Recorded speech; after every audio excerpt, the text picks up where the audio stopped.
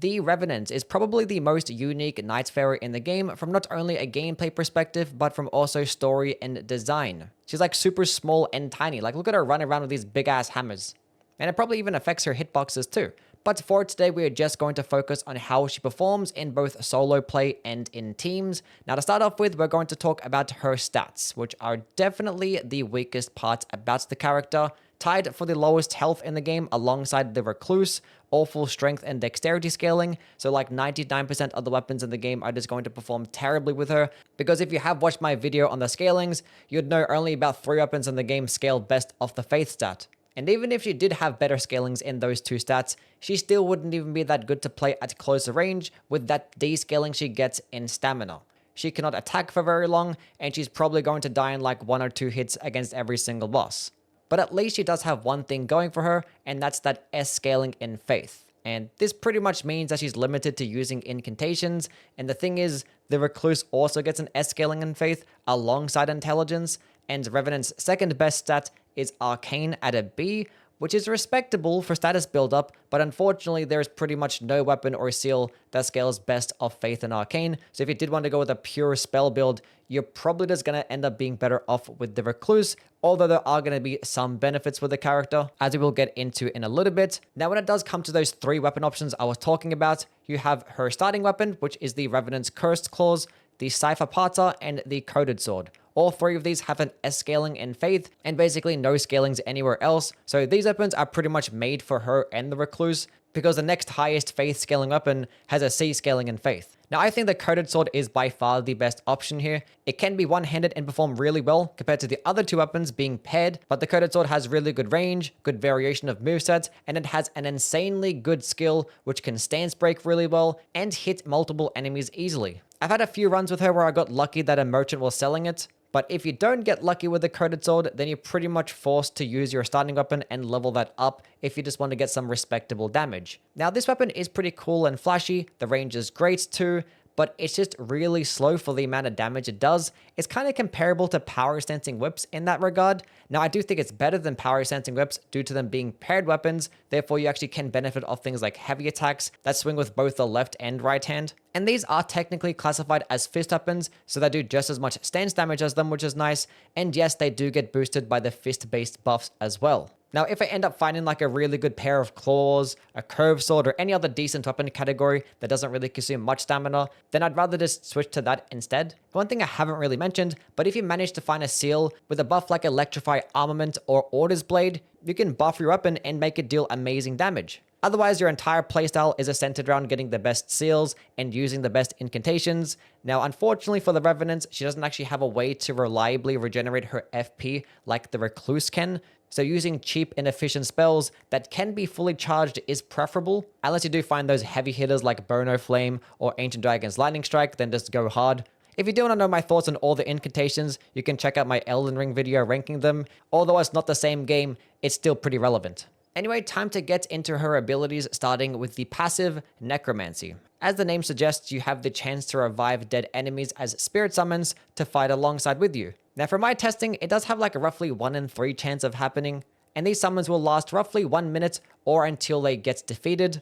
And yes, you do have to get the final blow yourself, so if you are playing in a team, try your best to just let the Revenants be the one to get the final blow if you can, especially on those tougher enemies, because the Revenants can actually revive enemies like Banished Knights, Omens, Crystallians. Like these are super handy for those gank Everjail boss fights, and they're also really good just before the end of day 1 or day 2 boss fights. I also did notice that if one of your main 2 summons gets the kill, they also have a chance of reviving as an ally, which I'm just going to touch on that next, the character skill, Summon Spirit.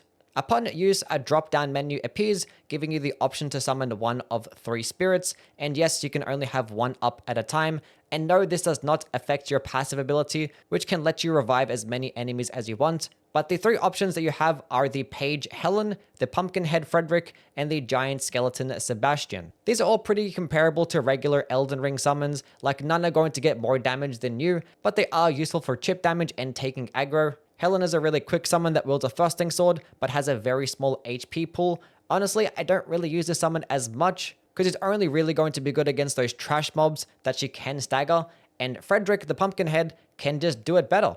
He has a lot more health, cannot be staggered easily, and almost every attack that he gets can like flatten enemies to the ground, hence why I consider him better. And then we have Sebastian, who is immobile, so against faster enemies, he isn't going to be the most useful, but you can use the skill again to reposition him for pretty much no penalty. Now this summon is super tanky and also has that same stun lock potential as Frederick. Might not have as much damage output, but the ability to tank is just undeniable. Now, even though the ones that have more health seem like to be the obvious pick, those are also going to be the ones that have the longest cooldowns if they do die. Because yeah, once your summon dies, you have to wait for their health to regenerate to at least halfway or interact with a grace. Now, I'll list the cooldowns of the summons on screen right now. These times are fixed, so buffs that decrease character skill cooldowns do not affect this at all. But yeah, as you can see, Helen has the fastest cooldown by far, so even though I haven't really considered her to be the most useful, in a boss fight, you're going to be using her a bunch because she does have the quickest uptime. Now, being that she does have a very small HP pool, if you want to get the most out of her, you're probably going to have to take the aggro away from her or keep her alive with your ultimate ability, which I'm going to touch on that one next, the Ultimate Immortal March, which this is a support-based AoE that does a few things. One, it revives downed allies and basically has infinite range. You can revive people from like the other side of the boss room. And another thing it does do is make your allies immune to dying. Now, you do still take damage, but you just can't go below 1 HP. And this effect does last 15 seconds. And the last thing that the ultimate does do is have your main spirit summon do a powerful attack. It's pretty much as if they're using their own ultimate. Helen does this multi-hit poking attack, Frederick does this spinning attack, and Sebastian does this big beam. Now, all of these aren't going to output the most amazing damage, but they all do have great stun lock potential, especially Sebastian's. Now, the only downside of this ult is that it doesn't do any damage, so using it is very situational. But there are some relics out there that actually make the ult be even more useful. Like her relic abilities might be some of the best in the entire game.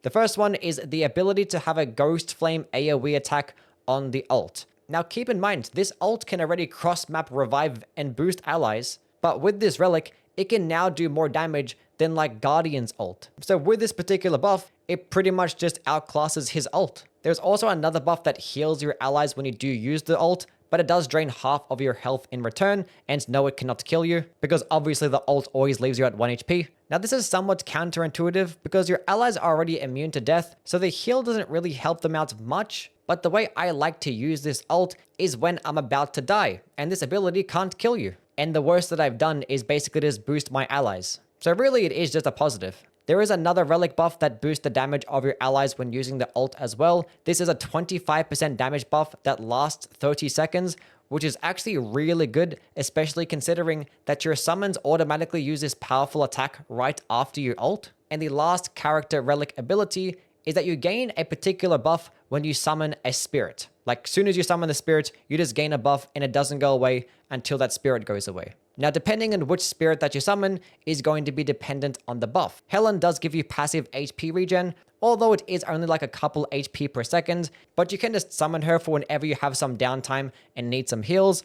Although, do keep in mind, when you do go too far away from your summons, they will despawn. Sebastian gives you a damage negation buff, and Frederick gives you a 10% damage buff. So that's like another reason why Frederick is probably going to be your most used summon. Just throw him into the fight and spam spells. Now, in terms of some non-character specific relics I would run, the most important thing with this character is just getting FP. So if you manage to get that Fist Weapons gives FP on hits, or anything else that boosts FP is great. Also, anything that just helps boost your incantations like lightning damage or fire damage is really good. And also, you can't just go wrong with vigor boosting stuff because yeah, the HP is really bad with this character. And in terms of the in-game buffs, pretty much same thing applies. Incantation boosting buffs, FP regen, and survivability. So overall, I consider Revenant to be an extremely powerful and useful character, especially if you do have those relics. Having your team consist of someone that can revive the whole team in an instant is great. Her spirit summons provide a destruction and passive damage, so you can just pretty much see her as a tank character from that perspective. Her major problem would be that hoping that you just actually find some really good incantations